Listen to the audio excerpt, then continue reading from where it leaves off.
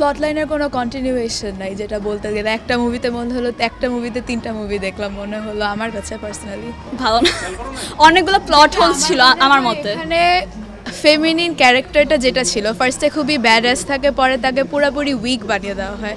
আর প্লটের কন্টিনিউয়েশন আমরা 3জনের স্টোরি একসাথে দেখলাম, এটা আমার কাছে ভালো লাগেনি পার্সোনালি। একজন মেজর ক্যারেক্টারকে ইন্টারভেলের অনেক পরে ইন্ট্রোডিউস করেছে, সেটা একটু আগে করলে ভালো হতো। আমার কাছে অনেক ভালো লাগছে, যদি কোনো বেস্ট মুভি থাকে তাহলে এইটা একটা। আমি আসলে তেমন বাংলা কিছু দেখি না, আমার দেখা এটা বেস্ট ছিল। ভালোই লাগছে, খারাপ লাগেনি, খুব ভালো লাগছে। অনেক ভালো লেগেছে। ভালো, হ্যাঁ ভালো ছিল। ফারিনেরা একটু বেটার হতে হবে। ভালো, খুব সুন্দর, সেরা। এভারেজ।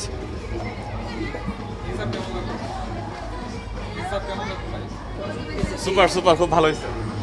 দারুণ হয়েছে। ভালো নায়কের সুপার হয়েছে ভাই, সুপার। মোটামুটি সময় উপযোগী ছবি। ছবিতে লাস্টে যেই অংশতে মোশাররফ করিমের যে চরিত্রের যে অংশটুকু, এটা খুবই প্রশংসনীয়। বলা যায় যে ছবির এক অংশের আপনার মানে মুখোশ উন্মোচন করেছে সে। ভালো ভালো, খুব ভালো ছিল। ভালোই ছিল। গতানুগতিক সত্যি বলতে ভালো ছিল না।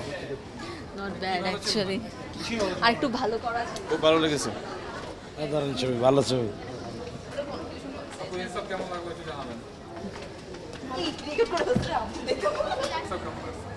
খুব ভালো লাগছে ভাই, দারুণ হয়েছে পাটাপাটি। বাংলাদেশের অন্যতম একটা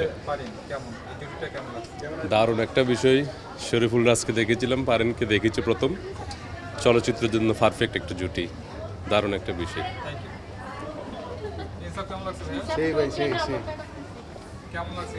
জি ভালো, অনেক ভালো লাগছে। আর শরীফুল রাজের লুক জোস।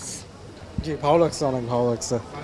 বেসিক্যালি আসলে আমি আসছি বাইরে থেকে, সো ফার্স্ট টাইম আমার ওয়াইফ, সো দুজন একসাথে আসলাম।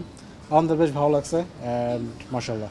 আপনাকে আমার জানা আছে যে শরীফুল রাজকে কেমন লাগছে? না না, ওকে ভালোই লাগছে এটা। আর আপনার তাসনিয়া ফারিনকে? Oh the best. যদিও বাসা আজকে ঝাল হতে পারে। Thank you.